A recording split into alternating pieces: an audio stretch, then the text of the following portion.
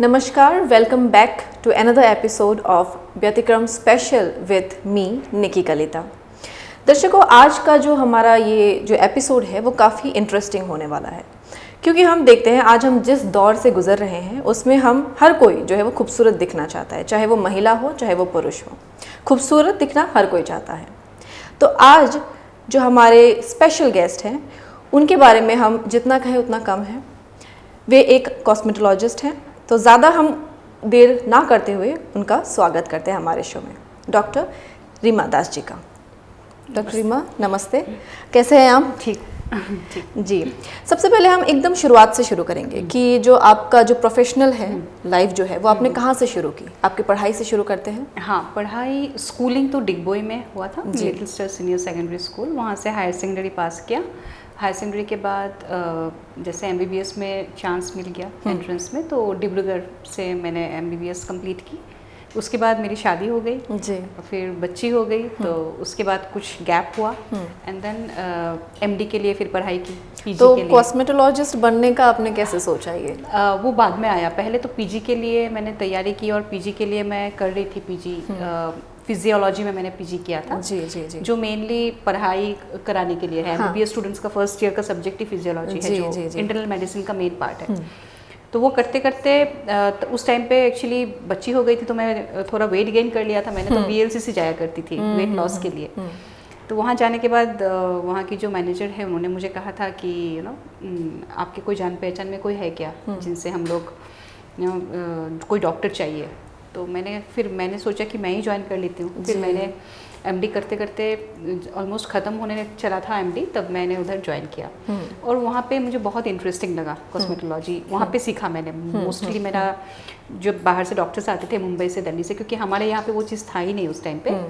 तो वो लोग जब आते थे तब उनको देखती थी और तब उनसे सीखा था बहुत कुछ। उसके बाद वीएलसीसी से भी वो लोग ट्रेनिंग के लिए भेजे थे एक बार दिल्ली में, तो वहाँ जाकर तो और ज़्यादा एक्सपोजर हुआ, पता चला कि अच्छा ऐसा क्लिनिक भी होता है।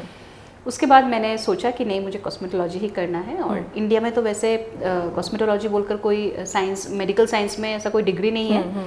तो बाहर के कुछ कोर्सेस है जो मैंने पढ़ाई की और एक्सपीरियंस किया। तो वो 2011 की बात है। तो उसके बाद 2014 के एंड तक खुद का क्लिनिक खोला फिर यहाँ पे? 2015 में मैंने खुद का क्लिनिक खोला, एस्थेटिक क्लिनिक। वो नॉर्थ ईस्ट का फर्स्ट एस्थेटिक क्लिनिक था। जी जी जी। तो ऐसे ही शुरू किया बस। दर्शक, जैसे कि हम देखते हैं कि कुछ लोग ऐसे होते हैं जो घर में घरेलू नुस्खे से अपनी त्वचा को या अपने बालों को जो है वो हेल्दी रखते हैं, लेकिन कुछ लोग होते हैं जो ट्रीटमेंट करते हैं। तो इसमें जैसे हम सोचते हैं कि घर में हम रहते हैं तो घरेलू ट्रीटमेंट हम यूज़ करते हैं, बेसन हो गया या ये सब जानते हैं कि बचपन से हम वही यूज़ करते हैं। लेकिन अभी जैसे दौर है, धीरे धीरे बहुत चीज़ें चेंज हो गई है, तो उसमें लोग जो है वो ट्रीटमेंट लेना आजकल ज़्यादा पसंद करते हैं, क्योंकि समय कम है लोगों के पास। समय कम है। और एक चीज़ जो है, पहले जो चीज़ें आपको जितना स्वच्छ मिलता था अभी वो वैसा नहीं मिलता है आपको। मोस्ट ऑफ द टाइम हम लोग का फूड अडल्टरेशन होता है। तो पहले आपका जो आपको हल्दी जो आपको मिलती थी वो नेचुरल हुआ करती थी, रॉ थी। आजकल हम लोग सिटी में है, तो सिटी में ऑलरेडी सब कुछ प्रोसेस्ड मिलता है हम लोगों को। तो हल्दी पाउडर का कितना जेन्युइन है वो भी समझना मुश्किल है। तो स्किन के लिए वो चीज़ यूज़ करना उतना सेफ नहीं होता। पहले दूध भी कितना अच्छा मिलता था, दही भी कितना अच्छा मिलता था। तो आज वही चीज़ हम लोग क्लिनिक में यूज़ करते हैं। दही से जो निकलता है लैक्टिक एसिड, हम लोग बोलते हैं केमिकल पील। लोग डरते हैं पता नहीं क्या केमिकल लगा देंगे, बट अदरवाइज वही चीज़ है। जो दही आप पहले लगाते थे वो शुद्ध हुआ करता था, आजकल वो शुद्ध नहीं है, नहीं रहा। इसीलिए उसको हम लोग लेबोरेटरी में लैक्टिक एसिड जो बनता है उसी चीज़ को हम फेस में लगा देते हैं। वो 2 मिनट में काम हो जाता है आपका। दही को अगर आपको 20 मिनट में जो काम होगा वो 2 मिनट में हो जाता है। तो वो टाइम इज ऑल्सो सेविंग। तो और रिजल्ट भी डेफिनेटली और अच्छा है। हाँ, तो मतलब अभी लोग ज़्यादातर इस तरफ आ रहे हैं। हाँ, बहुत लोग आ रहे हैं। हाँ, तो मतलब ऐसा नहीं है कि लोग जो है वो नहीं आना चाहते या डर रहे हैं। वो डरने की कोई बात नहीं है। डरने की कोई बात नहीं है, बिकॉज वो जो है वो हम डॉक्टर्स है और हमने अच्छे से पढ़ाई की है, उसकी जांच की है। और सबसे अच्छी बात जो है मेडिकल एलोपैथी मेडिसिन में सबसे अच्छी बात यही है कि कोई भी चीज़ हम जो इस्तेमाल करते हैं उससे पहले बहुत स्टडीज़ हुआ करता है। बहुत सारी चीज़ों में वो चीज़ का पहले एप्लीकेशन होता है, उसके बाद ही हम अपने ऊपर यूज़ करते हैं। तो अगर आप कुछ लगा रहे हो जो आपके लिए ठीक नहीं है, आपको पता है उसका साइड इफेक्ट क्या है, उससे क्या हो सकता है और उसको ठीक करने के लिए आपको क्या करना है, वही सबसे अच्छा होता है मेडिकल साइंस का। कि अगर कुछ कॉम्प्लिकेशन हुआ भी है तो हम लोग मैनेज करना जानते हैं। हर चीज़ का कॉम्प्लिकेशन हो सकता है, स्किन तो हर एक का अलग अलग होता है। जी जी जी। तो आजकल जैसे हम देखते हैं कि मोस्ट ऑफ मतलब हम जितने भी लोग हैं वो स्किन को लेके हो गया या अपने बालों को लेके हो गया या नेल्स को लेके, तो हेल्दी रखने के लिए हर चीज़ करने के लिए लोग रेडी हो जाते हैं। तो लेकिन अभी जैसे कि टाइम चल रहा है, कोरोना का पीरियड है, लोग ज़्यादा स्ट्रेस लेते हैं, स्ट्रेस का भी फेस पे इफेक्ट पड़ता है बहुत ज़्यादा। बिकॉज अल्टीमेटली जो भी है हार्मोनल एक बड़ा इशू है हार्मोन्स का, स्पेशली लेडीज़ में, क्योंकि हम लोग का ऑलरेडी एक साइकिल में हार्मोन्स चेंज होते रहते हैं। ऊपर से अगर कुछ किसी लोग का साइकोलॉजिकल वो भी है तो क्या होता है, जैसे नींद आपकी पूरी नहीं हो रही है, आप रात भर बैठ के मूवी देख रहे हो या एक्सपोजर बहुत ज़्यादा हो रहा है आपका रेडिएशन के साथ, तो वो सब चीज़ से तो स्किन बहुत इफेक्ट होता है। अभी तो लेकिन जैसे ये ट्रेंड चल रहा है कि लोग 2 साल बंद था, सब लॉकडाउन था, सीरीज देख रहे हैं। इवन मैं खुद बोलती हूँ कि मैंने भी देखा 2-3 बज जाते हैं और फिर सुबह उठ के देखते हैं तो हम लोग मतलब थोड़ा सा लो फील करते हैं, टायर्ड लगते हैं। तो उस चीज़ को हम कैसे टैकल करें, मतलब वो तो खुद को ही डिसिप्लिन लाना पड़ेगा लाइफ में। नहीं वो तो है, लेकिन कुछ ऐसे उपाय है जिससे हम डार्क सर्कल्स कम कर सकते हैं? या नींद कम करके जो डार्क सर्कल होता है वो तो नींद से ही पूरी होगी। तो इसीलिए कोई भी अगर फोन करता है, लोग मैसेज करते रहते हैं कि मैं डार्क सर्कल हुआ है, कौन सा क्रीम लगाऊं। तो डार्क सर्कल हुआ है, क्रीम लगा के अगर इतना इजी होता तब तो बहुत ही अच्छी बात थी। कोई भी चीज़ अगर आपको सता रही है वो क्यों हो रहा है वो निकालना ज़रूरी है। कुछ लोगों का क्या होता है, बोन स्ट्रक्चर ऐसा होता है कि उन लोग का आँख थोड़ा अंदर घुसा हुआ रहता है, इसीलिए डार्क सर्कल दिखता है, शैडो इफेक्ट की वजह से। कुछ लोगों का पिगमेंटेशन है, कुछ लोग क्या करते हैं अच्छे से मेकअप रिमूव नहीं करते हैं, तब जाके वो अल्टीमेटली पिगमेंट बैठ जाता है आँख के नीचे। कुछ लोगों को चश्मा पहनने का आदत रहता है, तो चश्मा पहनने से भी एक अलग सा एक मार्क बैठ जाता है, उससे भी लगता है कि डार्क सर्कल है। तो रीज़न तो सबसे पहले पता करना पड़ेगा, और अगर आपको पता है कि आप नहीं सो के आपका डार्क सर्कल हो रहा है तो सोना ही बेस्ट उपाय है। जी जी जी। तो और बालों के लिए क्या करना चाहिए, क्योंकि हम देखते हैं कि सबसे ज़्यादा अगर यूथ का कुछ प्रॉब्लम है तो सबसे ज़्यादा प्रॉब्लम बालों का। अभी तो मैक्सिमम पेशेंट सब पोस्ट कोविड हेयर फॉल होता है, जो एक्चुअली हमारे बॉडी में जब भी बहुत ज़्यादा कुछ स्ट्रेस होता है, सपोज आपका कोई बहुत सर्जरी हो गया, पहले हम लोग सब हमेशा बोलते थे टाइफाइड के बाद होता है, but it is not only typhoid. कोई भी अगर हमारे बॉडी में ऐसा कुछ बहुत बड़ा स्ट्रेस हुआ तो हमारा बॉडी फाइट करता है, तो फाइट करने के लिए हमें एक्स्ट्रा न्यूट्रिशन की ज़रूरत होती है। तो उस टाइम पे बॉडी समझ लेता है कि मुझे अभी इस चीज़ से बचना है, हेयर में हम लोग बाद में न्यूट्रिशन भेजेंगे, तो वो बॉडी का अपना मैकेनिज्म है। तो इसीलिए mostly it is nutritional deficiency, उसको हम लोग टेलोजन एफ्लुवियम बोलते हैं। ताकि उसके बाद बहुत ईजी है उसका ट्रीटमेंट करना, सिर्फ थोड़ा पेशेंस चाहिए। आपको बायोटीन वाला मल्टीविटामिन कैप्सूल्स खाने होंगे 3 महीने के लिए। कभी कभी लोग इतना ज़्यादा परेशान हो जाते हैं, सब बाल काट लेते हैं, पता नहीं क्या क्या करते हैं, तो थोड़ा पेशेंस रखना पड़ेगा, क्योंकि न्यूट्रिशनल डेफिशिएंसी जो होता है उसको फिर रिकवर करने में थोड़ा टाइम लगता है बॉडी को।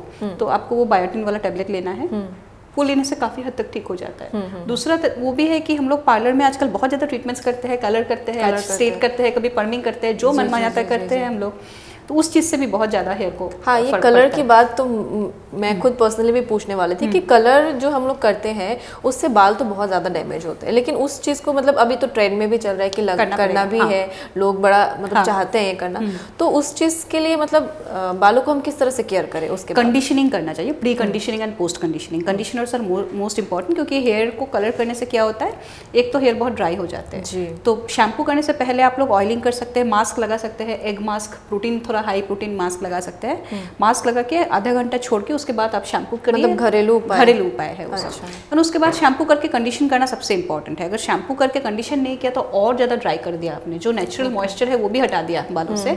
तो जैसे हम लोग क्रीम लगाते हैं वैसे ही कंडीशनिंग करना इंपॉर्टेंट है। तो मतलब एवरी वीक ऐसा हमेशा जब आप वॉश करो ना, कंडीशनिंग तो हमेशा इंपॉर्टेंट है। तो मतलब एवरेज अभी भी हम बाल वॉश करते हैं तभी पोस्ट कंडीशनर तो इंपॉर्टेंट है। और प्री कंडीशनिंग का मैंने जो बात कहा वो आप कोई भी एक छुट्टी के दिन कर सकते हो, क्योंकि उसमें थोड़ा टाइम लगता है, हमेशा you can not afford to do it, तो आप आराम से वो कर सकते हैं। जैसे आंवला का किसी को आंवला का जूस लगाने का होता है, किसी को जैसे ये जो हमारा कुछ पत्ते हैं, कुछ फूल है, फूल के पत्ते हैं, हिबिस्कस का भी बहुत अच्छा होता है, तो वो सब भी कोई लोग लगाते हैं। कुछ फ्रूट्स है, काफ़ी सारे फल जो हमारे बहुत पक जाते हैं, नॉर्मल बनाना ही ले लीजिए, बहुत ज़्यादा अगर पक गया केला तो उसको भी आप थोड़ा सा मैश करके हनी ऐड करके हेयर एंड्स में लगा स्मूथ सकते हो। हाँ, बहुत स्मूथ होगा हेयर। हाँ। और even egg is very good, आप अंडा एक फोड़ देंगे ना उसमें तो और ज़्यादा अच्छा होगा आपका हेयर, बहुत सुंदर एक शाइन आता है हेयर में। तो बालों के वॉल्यूम के लिए क्या करना चाहिए? वॉल्यूम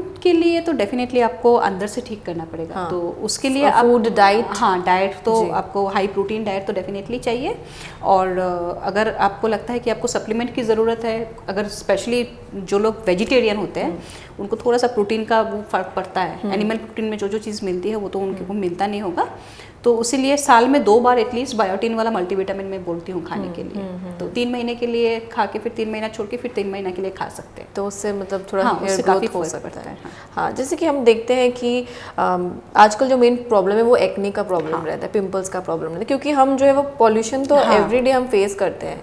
हम अगर मास्क भी लगाते हैं, अपने फेस को कवर भी करते हैं, तो कुछ हद तक इतना ज़्यादा हम लोग नहीं बच सकते हैं। हाँ, तो उस चीज़ के लिए मतलब कैसे एक्ने बचना का भी चाहिए? जैसे मैंने अभी डार्क सर्कल का बोला, एक्ने का बहुत रीजंस है, तो आपको अपना स्किन को समझना होगा, स्किन क्यों हो रहा है। कभी कभी कुछ लोगों का पीरियड्स के साथ होता है, साइक्लिकल है, that is a hormonal acne. कुछ लोगों को तो एक कम एज में होता है, टीनेज में होता ही है एक्ने, तो that is also hormonal acne. कुछ लोगों को मास्क पहनने से भी होता है, वो जो मास्क हम पहने रहते हैं कंटिन्यूअस, उसको मास्क एक्ने बोलते हैं आजकल, तो उससे भी बहुत ज़्यादा होता है। उसके लिए तो सबसे सेफ उपाय है कि आपको चेंज करते रहना पड़ेगा। अंदर आप पतला सा डिस्पोजेबल लगा के उसके ऊपर अच्छा मास्क लगाओ, और अंदर का आपको चेंज करना है एवरी 3-4 आवर्स, अगर कंटिन्यूअस मास्क पहना हुआ है तो। और आपको पता होना चाहिए आपको क्या लगाना है आपके स्किन के लिए, वो सबसे इंपॉर्टेंट है। आपको अभी एक्ने का प्रॉब्लम है और आप क्रीम लगा रहे हो जो आपका पोर्स को और बंद करके और ऑयल प्रोडक्शन करेगा, तब तो और मुश्किल है। तो इसलिए आपका फेस वॉश क्या लगा रहे हो, सनस्क्रीन कौन सा लगा रहे हो, मॉइस्चराइजर कौन सा लगा रहे हो, वो 3 चीज़ बहुत इंपॉर्टेंट है कि आप लगा क्या रहे हो। फिर आपका कंटिन्यूअस मेकअप जब हम लोग लगाते हैं तो मेकअप कितना जल्दी हम लोग रिमूव कर रहे हैं, क्योंकि मेकअप लगाने से भी तो बहुत देर तक पोर्स आपका बंद हुआ है, तो your skin is not breathing.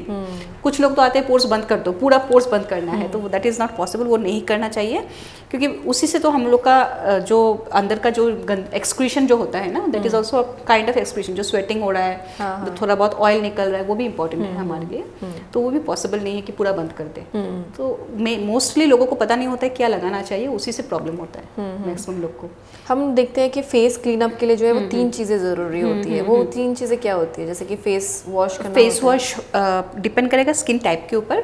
अगर आप मेकअप करते हो ना, मेकअप करने से सबसे अच्छा होता है रिमूव करने के लिए मिसलर वाटर। आजकल मिसलर वाटर इजीली अवेलेबल है, स्पेशली फॉर आँख और लिप्स। ये दोनों बहुत सेंसिटिव पार्ट है हमारे बॉडी के, तो इन दोनों चीज़ों को रिमूव करने के लिए मेकअप को मिसलर वाटर बेस्ट होगा। उसके बाद अगर आपको आदत है आप क्लेंजर यूज़ कर सकते हो, नहीं तो डायरेक्ट फेस वॉश भी कर सकते हैं मिसलर वाटर के बाद। तो अगर आपका स्किन बहुत ड्राई है तो क्लेंजर यूज़ करना बेहतर होगा। अगर आपका फेस ऑयली है तब डेफिनेटली फेस वॉश चाहिए होगा, क्लेंजर से काम नहीं होगा। तो ये 2 चीज़ तो बहुत इंपॉर्टेंट है। टोनर का थोड़ा सा डिपेंड करता है आपका स्किन कैसा है। अगर आपका बहुत ओपन पोर्स है, ऑयली स्किन है, तब टोनर यूज़ करना चाहिए। लेकिन बाजार में जो टोनर्स अवेलेबल है मैक्सिमम में अल्कोहल रहता है, जो बहुत ज़्यादा ड्राई कर देता है स्किन को। तो जब आपका स्किन बहुत ज़्यादा ड्राई हो जाता है तो आपका सेबेशियस ग्लैंड को लगता है कि ऑयल नहीं है, और ज़्यादा ऑयल प्रोडक्शन शुरू हो जाता है, तो एक्ने उससे बढ़ भी जाता है। तो आप क्या लगा रहे हो वो मोस्ट इंपॉर्टेंट है। कभी कभी फेस पैक लगा सकते हैं हफ्ते में 1 दिन। फेस पैक में आप जिन लोग का पिंपल्स का प्रॉब्लम है वो लोग को मैं चंदन का या मुल्तानी मिट्टी का पैक लगाने बोलती हूँ, और नेचुरल है। हाँ, और एंटीसेप्टिक के लिए उसमें आप हल्दी यूज़ कर सकते हैं अगर कच्ची हल्दी घर में है, कभी नीम पत्ता यूज़ कर सकते हैं, कभी तुलसी यूज़ कर सकते हैं। These are very good natural antiseptic, तो वो सब चीज़ यूज़ कर सकते हैं जिनका एक्ने है। और एलोवेरा का आइस क्यूब्स लगाने में बोलती हूँ हमेशा।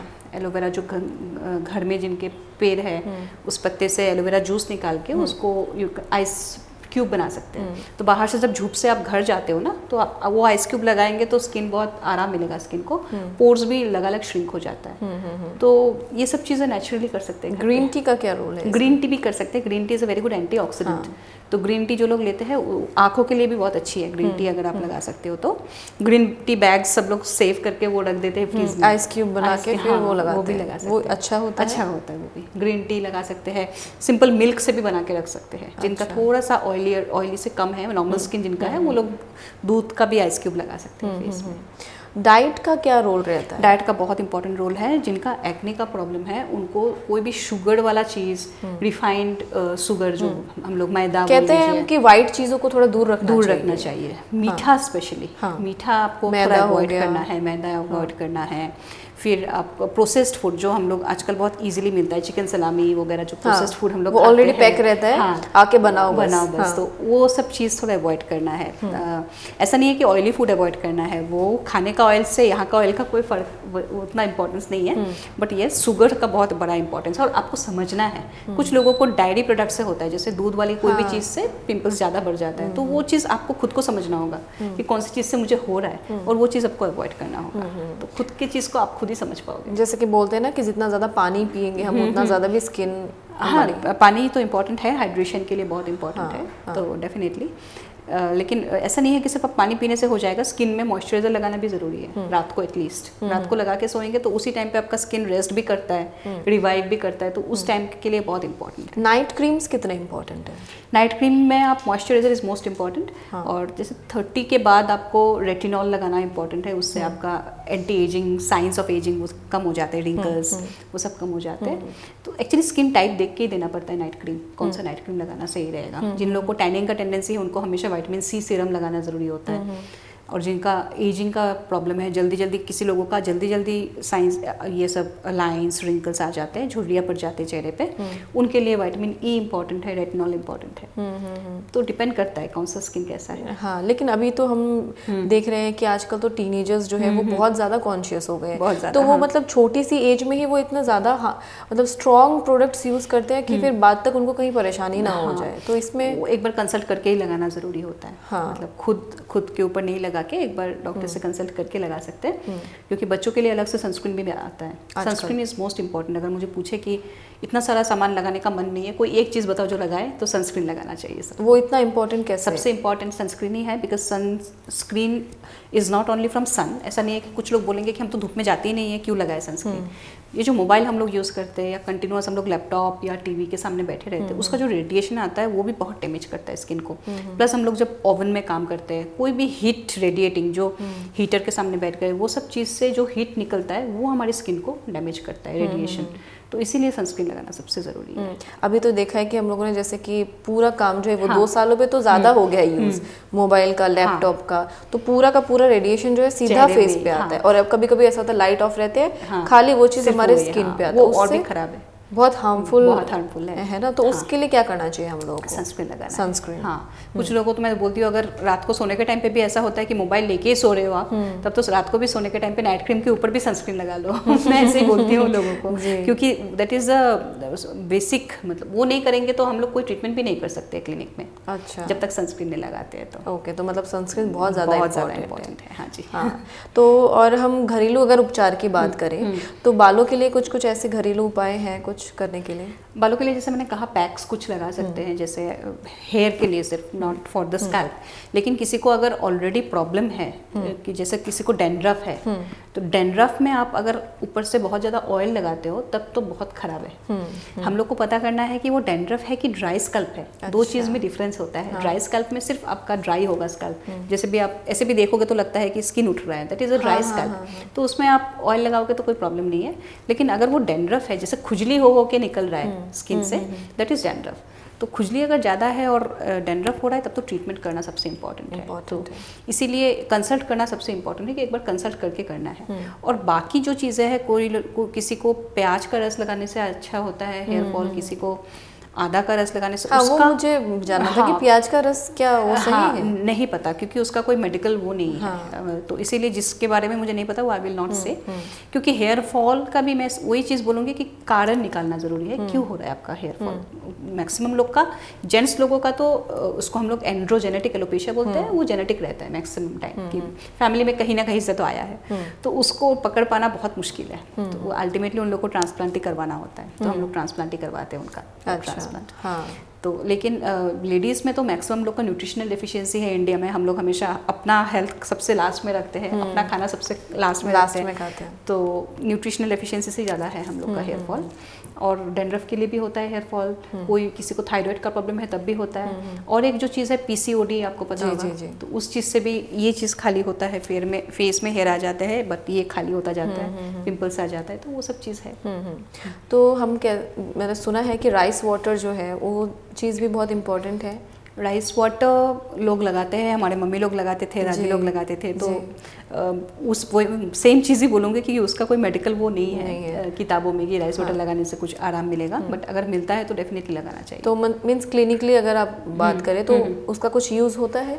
यूज़ राइस वाटर का, हाँ, राइस वाटर में राइस को अगर आप अच्छे से धो के जो हम लोग निकालते हैं, उसका कोई ट्रीटमेंट नहीं, ट्रीटमेंट में नहीं होता है, ट्रीटमेंट में नहीं होता। ट्रीटमेंट तो मोस्टली बालों के लिए ट्रीटमेंट में क्या यूज़ होता है? उसके लिए हम लोग हेयर ग्रोथ फैक्टर्स होता है, हेयर ग्रोथ फैक्टर्स इंजेक्ट करते हैं। और एक चीज़ जो होता है, हम लोग प्लेटलेट रिच प्लाज्मा थेरेपी बोलते हैं, पीआरपी, वो आजकल सबसे पॉपुलर हो गया है। पीआरपी, तो उसमें क्या होता है, हम लोग ब्लड निकालते हैं, ब्लड निकाल के उसको हम लोग सेंट्रीफ्यूज करते हैं, घुमाते हैं उसको बहुत जोर से, तो उससे एक प्रेसिपिटेट निकलता है। जहाँ बाल नहीं होते वहाँ पे फिर तो वो प्रेसिपिटेट को हम लोग इंजेक्ट कर देते हैं जहाँ जहाँ बाल नहीं है। उसमें एक्चुअली बहुत अच्छे ग्रोथ फैक्टर्स होते हैं जो हेयर के लिए बहुत अच्छे हैं, तो वो हम इंजेक्ट कर देते हैं। कहते हैं कि बहुत पेनफुल भी होता है। वो डिपेंड करेगा इंजेक्टर के ऊपर, हाँ, जो इंजेक्ट कर रहा है उसके एफिशिएंसी के ऊपर। काफ़ी लोग जो है वो इसको मतलब करना चाहते हैं, लेकिन डर के मारे कि कहीं ज़्यादा दर्द ना हो, हाँ, इस वजह से तो आपको निकलना पड़ेगा खुद ही। हाँ। और भी बहुत कुछ है आजकल, इंजेक्ट नहीं करके भी कर सकते हैं, माइक्रो नीडलिंग बोलते हैं। तो उसमें मशीन से हम लोग पंक्चर कर देते हैं स्कैल्प को, उसके बाद वो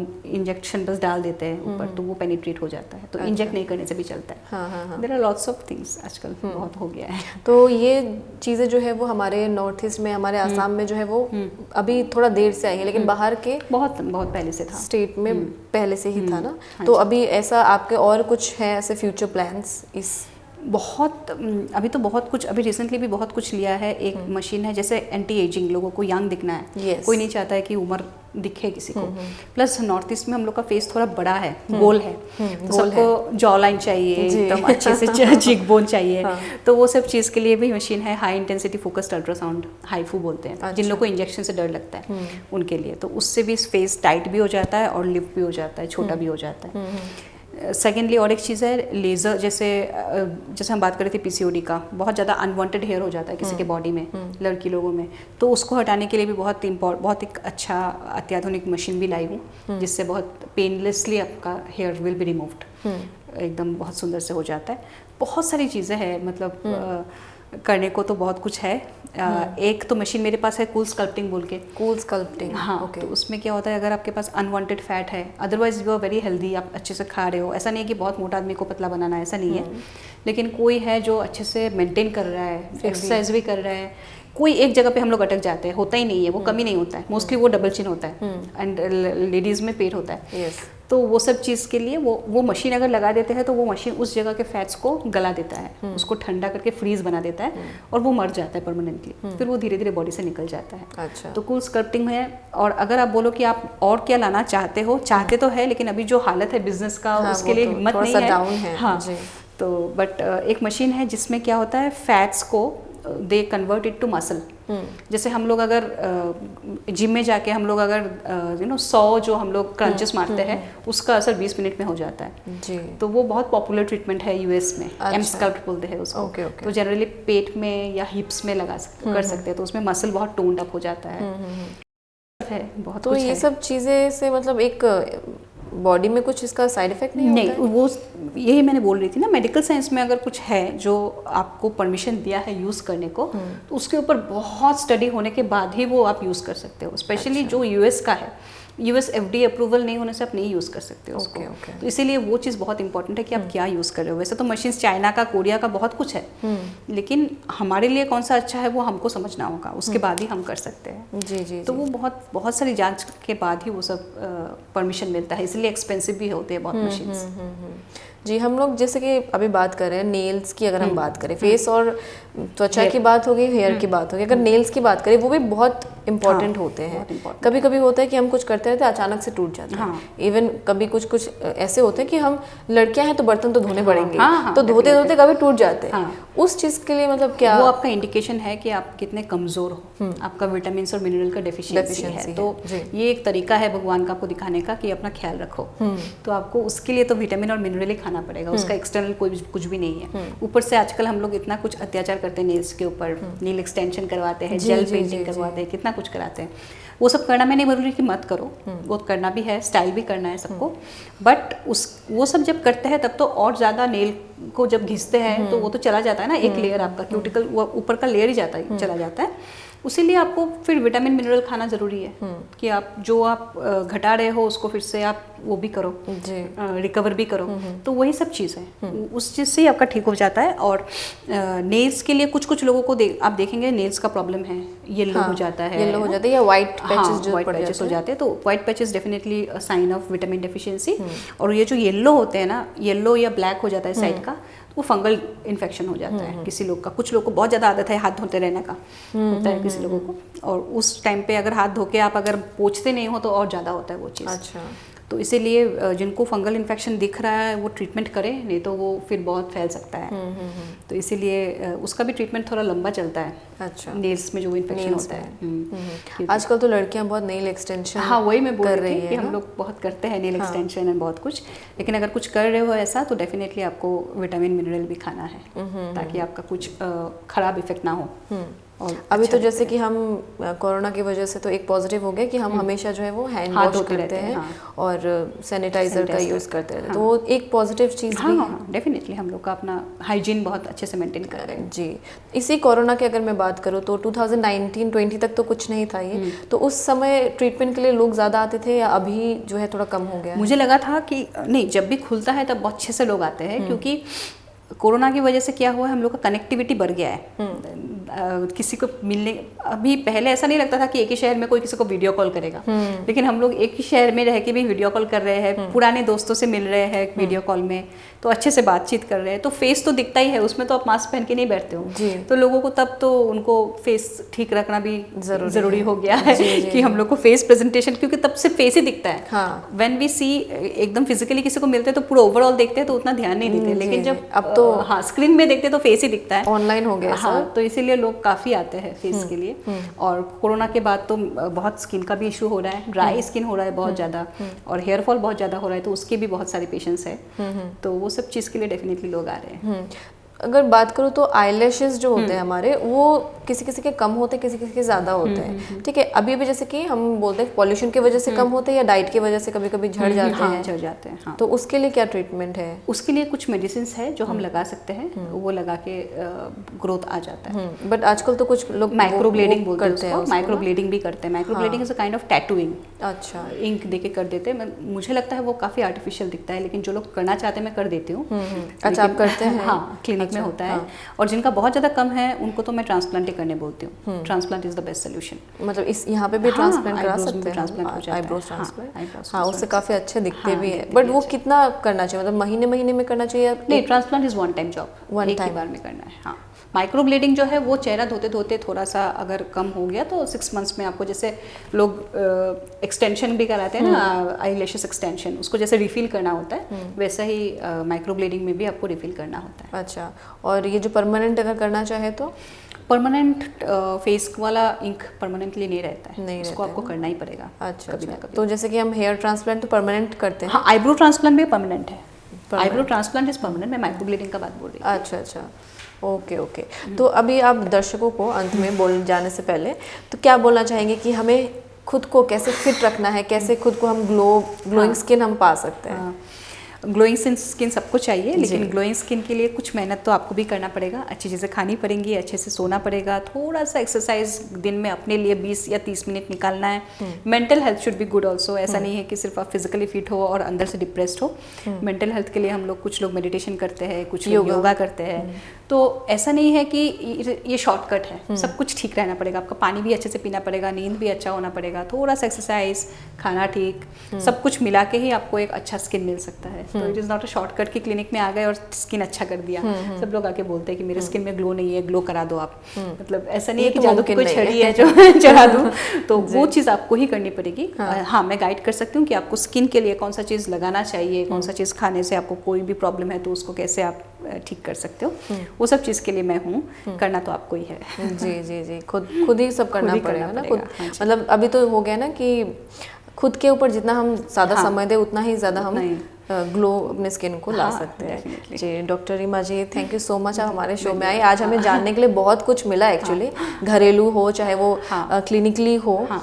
थैंक यू सो मच, आपने इतना समय निकाल के आप हमारे यहाँ पे आए। दर्शकों, इतना तो मुझे पता चले क्या होगा कि आप लोग जो है वो आज के इस एपिसोड से बहुत कुछ जो है वो हम सीख चुके हैं कि किस तरह से हम लोग को एक खूबसूरत त्वचा हो गए या बाल हो गए या नेल्स जो है वो किस तरह से हमें हेल्दी रखना है।